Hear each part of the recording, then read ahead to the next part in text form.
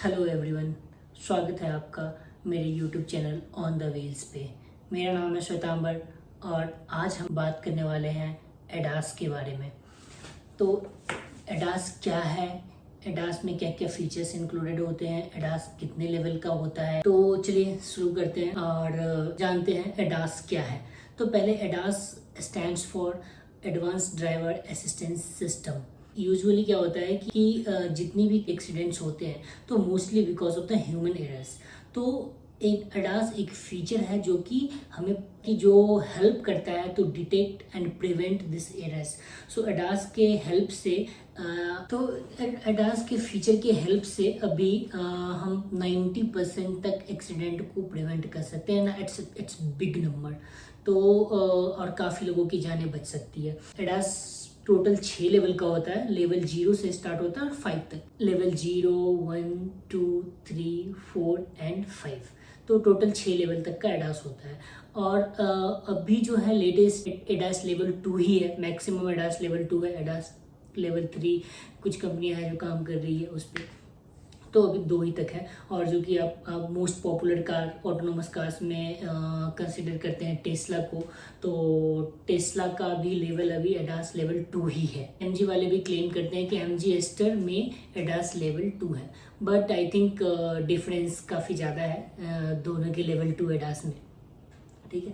ADAS level 0 है, सारा controls driver को दिया जाता है और ड्राइवर ही रिस्पॉन्सिबल है for everything in the car, from driving, navigation, parking two everything. उसके बाद एडास लेवल 1 की बात करूँ तो उसके बाद से धीरे धीरे लेवल इंक्रीज होता है और वो लेवल 5 तक जाता है। तो लेवल 4 और 5 तो अभी 3, 4, 5, जब 5 होगा तो वो एक ऑटोनोमस कार हो जाएगा, कम्प्लीटली ड्राइवरलेस। उसमें आपको स्टीयरिंग व्हील्स भी नहीं मिलेगा। तो वो completely total only passengers will be there in the car. Okay. तो बाकी अब इसके फीचर्स की बात करूँ तो इसमें फीचर्स में क्या क्या इंक्लूड होते हैं। तो फीचर्स में सबसे पहले मैं बात करूँगा तो होता है इसमें ऑटोमेटिक पार्किंग। तो ये एडास लेवल का एक फीचर है जिसमें ऑटोमेटिक पार्किंग में क्या होगा, तो आप गाड़ियाँ ऑटोमेटिक खुद को पार्क कर लेगी अपने डिजायर्ड प्लेस पे। तो आप इसको आपको बस लोकेशन फिट करना है। दूसरा है नेविगेशन सिस्टम। सो नेविगेशन सिस्टम हेल्प करता है आपको एक जगह से दूसरे डेस्टिनेशन तक पहुंचने के लिए। तो नेविगेशन सिस्टम है। तीसरा है ड्राइवर इमरजेंसी स्टॉप असिस्ट। तो इसमें क्या होता है कि जब कोई इमरजेंसी होता है और सडनली कोई ऑब्जेक्ट सामने से क्रॉस होने लगता है या कुछ ऑब्जेक्ट डिटेक्ट होता है तो इसमें वार्निंग आने लगता है ड्राइवर को, और based on that warning driver can take the action. Next है लेन सेंटरिंग असिस्ट। तो लेन सेंटरिंग असिस्ट में क्या होता है कि जब आप अपने लेन से, जिस लेन में आप गाड़ी चला रहे हो उस लेन से अब जैसे ही लेफ्ट और राइट जाने की कोशिश करोगी और कुछ ऐसा ऑब्जेक्ट या कुछ पीछे से कोई ऐसी गाड़ी आ रही है जो ब्लाइंड स्पॉट में है और आप नहीं देख सकते हैं, तो in that case it will warn you against that object to keep you in the lane. Lane departure warning system ये वही है कि जब आप लेन डिपार्चर तो वार्निंग सिस्टम हो गया। लेन चेंज असिस्ट भी है, तो लेन चेंज करने में भी हेल्प करता है। Forward collision warning system. तो फॉरवर्ड कॉलिजन वार्निंग सिस्टम में क्या होता है कि आपको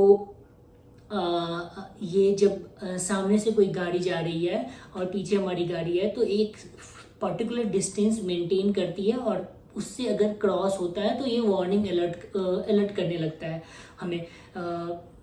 तो ये हो गया फॉरवर्ड कोलिजन। उसका रहता है adaptive cruise control. Adaptive cruise control क्या होता है कि जब हम चलते हैं नॉर्मल क्रूज कंट्रोल से ये अलग होता है। तो एडप्टिव क्रूज कंट्रोल में ये स्पीड अपने आप अडाप्ट करती है गाड़ियाँ। तो क्या है कि सामने वाली गाड़ी से एक पर्टिकुलर सेंसर्स के थ्रू सामने वाली गाड़ी से एक पर्टिकुलर डिस्टेंस मेंटेन करती है और वो डिस्टेंस जैसे ज़्यादा होने लगता है तो ये ऑटोमेटिक ब्रेक अप्लाई हो जाता है। तो ट्रैफिक साइन रिकग्निशन है, ब्लाइंड स्पॉट मॉनिटरिंग है। ब्लाइंड स्पॉट लाइक जो पार्ट है जो कार्स में हम बैठे बैठे नहीं देख पाते हैं तो वो मॉनिटर हो जाता है। ड्राइवर ड्राउजीनेस डिटेक्टिंग सिस्टम भी रहता है। तो वो क्या करता है कि जैसे ड्राइवर्स के फेस को रिकॉग्नाइज करती है, उसके बाद आपका ड्राइविंग हैबिट्स को चेक करते रहता है और इन केस कि it feels something is not not good in the driving, then it will help you to warn, or it can put the brake also. Automatic emergency braking system, तो वो उसके अंदर भी आता है ऑटोमेटिक इमरजेंसी ब्रेकिंग सिस्टम में। उसके बाद ये ट्रैफिक साइन रिकग्निशन हो गया, लाइट एडजस्टमेंट हो गया।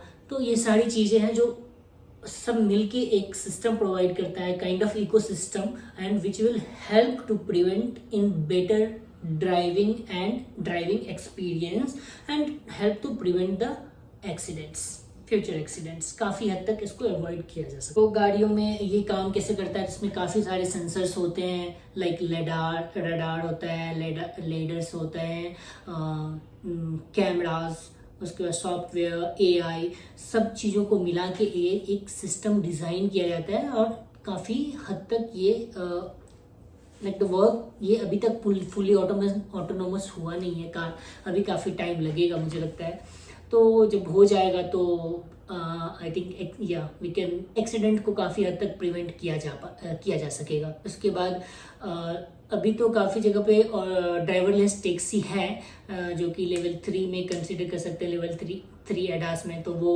सोर्स टू डेस्टिनेशन के लिए उसमें आपको फिट करना पड़ता है और वो एक जगह से दूसरी जगह ट्रैवल करती है। और ये जियो फेंसिंग टेक्नोलॉजी के जरिए उसको मीन्स जियोग्राफिक लोकेशन को रेस्ट्रिक्ट कर दिया जाता है। तो आज के वीडियो में इतना ही, और फिर मिलते हैं अगले वीडियो में। तब तक के लिए धन्यवाद।